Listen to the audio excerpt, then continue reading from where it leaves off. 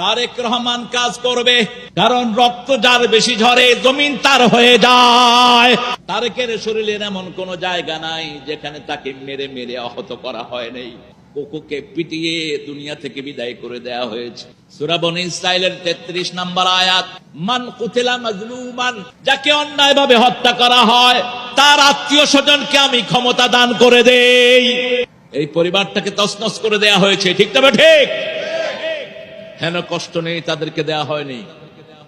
আমরা তাদের জন্য দোয়া করছি, জিয়াউর রহমানের কবরকে আল্লাহ তুমি জান্নাতুল ফেরদাউস বানাও।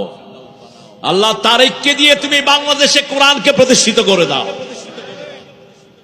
তারেকের যত সৈনিক আছে আল্লাহ সবাইকে তুমি কোরআনের জন্য কবুল করো। বিগত 17টা বছর সবচেয়ে বেশি মামলা খেয়েছে কারা? কারা? কয়টা ছিল মামলা? 226টা।